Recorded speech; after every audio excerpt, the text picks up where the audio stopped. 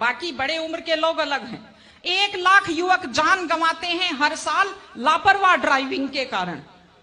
आप सोचिए, 25 साल लगते हैं एक बच्चे को पालकर बड़ा करने में, और 25 सेकंड में लापरवाह ड्राइविंग के कारण वो लाश में बदल जाता है।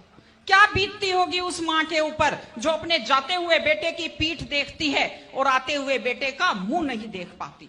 आप लोग क्या सोचते हैं, अगर आप अपनी पावर दिखाना चाहते हैं तो मिल्खा सिंह की तरह तेज दौड़िए, या कि आप नीरज चोपड़ा की तरह, देवेंद्र झाझड़िया की तरह आप तेज भाला फेंकिए मोटरसाइकिल का कान मरोड़ने में, या तेज गति से कार भगाने में कोई बहादुरी नहीं होती। अगर आप सोचते हैं कि आप बड़े हैंडसम और डैशिंग दिखते हैं तेज गाड़ी भगाते हुए, आप डैशिंग हैंडसम नहीं दिखते, आप लापरवाह दिखते हैं, आप बेपरवाह दिखते हैं, आप बेवकूफ दिखते हैं।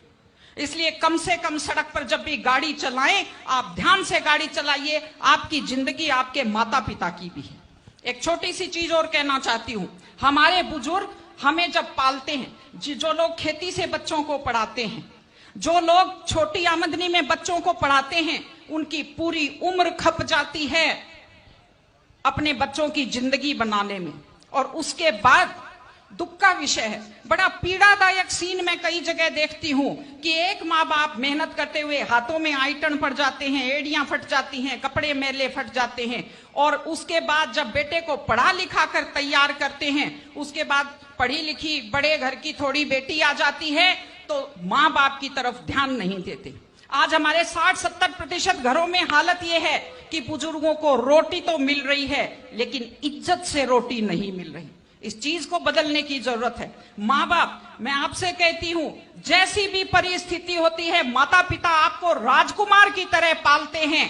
आपकी भी ड्यूटी है, जैसी आपकी हैसियत है, बुढ़ापे में उनको बादशाहों की तरह से रखिए, उनकी सेवा कीजिए, उनका सम्मान कीजिए।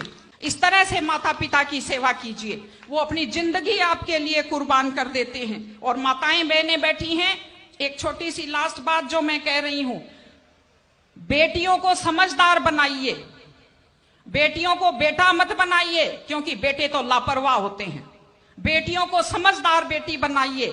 जब वो घर से बाहर जाती है तो उसको समझाइए कि वो साथ अपने घर की इज्जत लेकर के जाती है। बेटियों को समझाइए कि कैसे लोग मीठी मीठी बातों का जाल लेकर शिकारियों की तरह से घूमते हैं। और अपनी बेटी को संस्कार दीजिए कि वो जिस घर में जाए अपने सास ससुर की सेवा करे। आजकल मैंने नया ट्रेंड देखा है, बेटियां माँ मम्मी की तो बहुत चिंता करती है लेकिन सास की चिंता नहीं करती हैं।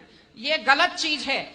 औरत घर की धुरी होती है। अगर वृद्ध लोगों की चिंता नहीं करेंगे तो हमारे वृद्ध लोगों को सुरक्षा कैसे मिलेगी, उन्हें सम्मान कैसे मिलेगा, इनकी जिंदगी खुश कैसे होगी।